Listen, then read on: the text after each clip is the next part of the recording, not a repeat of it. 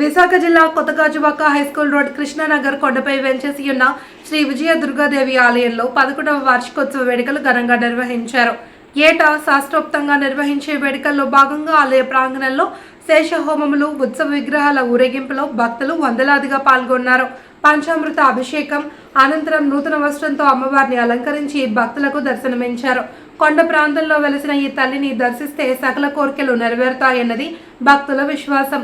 కృష్ణానగర్, జోగవనిపాలెం, బొజ్జన్న కొండ, పెంటయ్య నగర్, గణేష్ నగర్ ప్రాంతాల మహిళలు ఉదయాన్నే ఆలయానికి చేరుకుని అమ్మవారికి పసుపు కుంకుమలు సమర్పించి మొక్కులు చెల్లించుకున్నారు. అమ్మవారి సన్నిధిలో వేలాది మంది భక్తులు అన్నప్రసాద వితరణ చేశారు. ఆలయ ధర్మకర్తలు పల్లా కుమార్ యాదవ్, పల్లా సురేష్ కుమార్ యాదవ్, యల్లమంచిలి మణిలక్ష్మి యాదవ్ల సారథ్యంలో ఈ వేడుకలు నిర్వహించారు. శ్రీ శ్రీ శ్రీ విజయదుర్గ అమ్మవారి యొక్క ఆలయ ఏకాదశ వార్షిక మహోత్సవ కార్యక్రమాలు అంగరంగ వైభవంగా నిర్వహించబడ్డాయి. ఇప్పటికీ ఈ యొక్క ఆలయం నిర్మించి 11 సంవత్సరాలు అయిందంటే చాలా వింతగా ఉంది. ఎందుకంటే ఇంకా మొన్న నిర్మించినట్టు కూడా అనిపిస్తుంది. కానీ అప్పుడే 11 సంవత్సరాలు అయిపోయింది. అయితే ఆలయ ధర్మకర్త యొక్క సహాయ సహకారాలతో ఈ యొక్క 3 రోజులు కూడా చాలా వైభవంగా అమ్మవారి యొక్క పూజా మహోత్సవ కార్యక్రమాలు ప్రారంభమయ్యాయి. నిన్న శ్రావణ పౌర్ణమి నుండి ప్రారంభమయ్యి ఈ యొక్క వార్షిక మహోత్సవ కార్యక్రమాలు నిర్వహించబడుతున్నాయి. ముందుగా విఘ్నేశ్వర పూజతో ప్రారంభించి ఈ రోజు మహాపూర్ణావతి, అలాగే అన్నదానము, నిన్న అమ్మవారి యొక్క అష్టోత్తర శతకలశ తిరువీధి మహోత్సవ కార్యక్రమం కూడా చాలా ఘనంగా జరిగింది. ఈ యొక్క 3 రోజులు జరిగినటువంటి కార్యక్రమాలకి భక్తులు 50 మంది, అలాగే ఆలయ ధర్మకర్తలు కూడా తమ వంతు సహాయ సహకారాలు అందించి ఆ యొక్క అమ్మవారి యొక్క కార్యక్రమాన్ని చాలా ఘనంగా జరిపించారు. ఇలాగే ప్రతి సంవత్సరం కూడా ఆ యొక్క అమ్మవారి యొక్క దయతో ఆలయ అభివృద్ధి చెందుతూ మేము ఇంకా ఎన్నో అభివృద్ధి కార్యక్రమాలు కూడా చేయాలని చెప్పేసి అనుకుంటున్నాం. మాత్రమే ఆలయం 67th వార్డు కృష్ణానగర్ లో నా తండ్రి గారు అయినటువంటి కీర్తిశేషులు పల్లా అప్పలరాజు గారితో నిర్మించమైనది. ఆయన గత 4 సంవత్సరాల క్రితం కాలం చెందారు.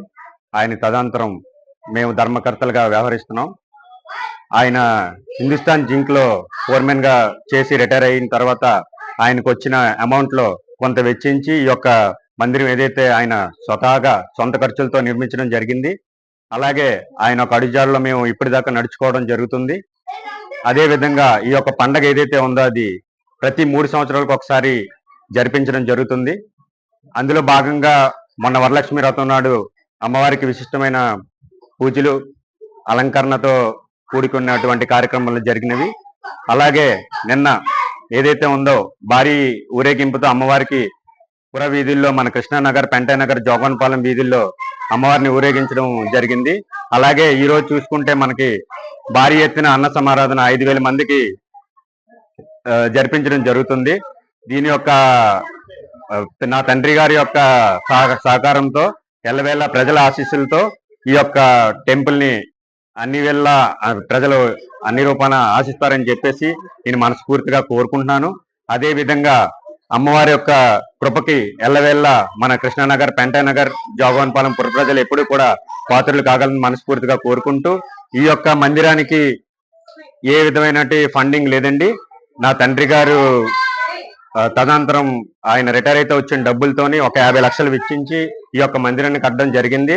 అదే విధంగా మనం దీన్ని ముందుకు తీసుకెళ్ళడం జరుగుతుంది. మీరు చూసినట్టయితే ఈ యొక్క పెయింటింగ్ కానివచ్చు, ఈ యొక్క ఊరేగింపు కానివచ్చు, ఈ యొక్క అన్నసంతరం కావచ్చు, ఎవరి దగ్గర నుంచి ఏ విధమైన రుసుములు మనం తీసుకోవడం జరగలేదు. దయతో ఎవరైనా కలిగిస్తే మనం వద్దనలేదు, తీసుకోవడం జరుగుతుంది. అంతేగాని మనం ఎవరిని కూడా ఫోర్స్ఫుల్ గా మనం ఏ విధంగా చేయలేదు. మీ ధర్మకర్తగా ఈ యొక్క బాధ్యతని సగర్వంగా నిర్వర్తిస్తూ మీ పల్లా సురేష్ కుమార్ యాదవ్, ఇలియాస్ నేవి.